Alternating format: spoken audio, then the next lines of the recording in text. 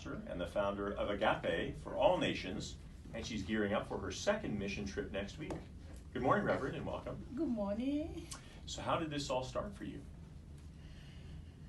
Actually, the passion came when I was a child because my grandmom was a midwife, and when I was a child, I see like women that were unable to pay their hospital bills usually come to my grandmom to have their babies. So as a little kid, I would just stand there. Sometimes I do help her stay in the back of the women, hold them by their chest while they push out their baby. So Wow. I see all that when I was growing up. So from there, I know that people like this, we need help. So I always have that passion, like how can this change for these people, because the country doesn't have a good hospital facilities, and they are not unable to pay to have their baby delivered. So they deliver their baby actually in our house. Wow. Yes. And where was that? Where did you grow up? Nigeria. In Nigeria. Yes. And when you saw these women who were not in good financial shape, or did you have? I guess it was inspiring to you. Yes. Yeah. So when you wanted to give them a path to financial independence, how did that come about? What was the thought process? Yeah, it has been like for years I've had that. Like whenever growing up in Africa, I see how things are. I always say, God, if you help me, I will help these people. I have seen a woman lost in her child in the hospital. For example, a lady was unable to pay just $20 to have her son had a surgery in the hospital, and actually the boy died. So I was there. I went to visit someone in the hospital, and this lady was crying, putting everything on table for at least take this, I'll pay later. But they refused to treat the boy, and the They boy wouldn't died. treat the boy because No. she needed to pay $20. Yeah, $20. So again, that very moment, tears dropped my eyes. I was still a young girl, so I was like, oh my goodness, how is this going to end? But again, when I finally found myself in Canada, I said, oh my goodness, I think I'll be able to do something from here. And I thank God for this great nation, looking at what we stand for. It just fit my vision. Yeah. So tell me more about the women you work with. Who are they? When I came to Ed meeting here, I actually see some women who are here who doesn't have education background from back home. So for example, like Sudanese community. So I took my time 4 years ago, going to their home, just talk to them in one-on-one. I started educating them. So I am so proud of that, because there was a lady who doesn't speak English at all. I started one-on-one English. Though these are not on social media, because I'm not the type that puts stuff on social media. I actually started putting this stuff on social media last year.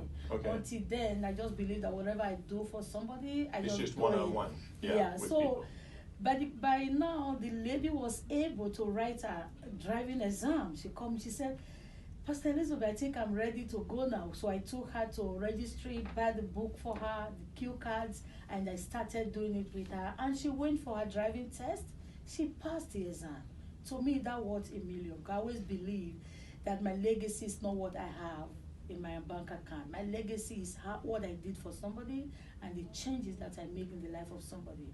So you go back to Africa, and how do you make connection with women who are in need of the help you can provide? Yeah, what we did, and we're able to contact some people back there. There are lots of them, but we have to start from somewhere. Right. So being able to start from somewhere, I know at first the government of my state, some women department in my state, the director for women affairs, I called her and I said, this, how can we do this? So we went there. We started, and we look for something that will sustain them. We are talking about sustainable income, not You're talking giving about them money. Entrepreneurship, right? Trying to encourage women to start their own business in a small way. In a small way, and to be able to speak up. Because I believe when you empower a woman, you empower the nation. Yeah. And when a woman is happy, the excitement will have a huge way to go to their family, their community, their churches. So I so much believe in women because they are multitasking. Now, you're heading to Rwanda next week, and you're holding an event this weekend to help you raise money for the trip. So tell us more about your goals for this trip. What's going to happen? Yeah, my goal for this trip, our last trip, there was a lady who actually was running out of her home because of $10, which is about 3,000 naira Nigerian money. She lost her husband, and she has 3 kids. She has no food. So I don't. When I remember this, it just sometimes tears drop my eyes because I met her and I gave her $10. So she was excited. I'm like, why are you not working? Because her husband and the family did not allow her to work when the husband was alive. Right. Now the husband passed on, the lady is not able to sustain herself and her kids. And where are the husband family? They are nowhere to be found. So that lady now, she need help like right now. So there are 6 women like that right there in Nigeria. There are lots of them, but these are the one I have a personal encounter with. Mm-hmm. The other one was working with the husband in another state.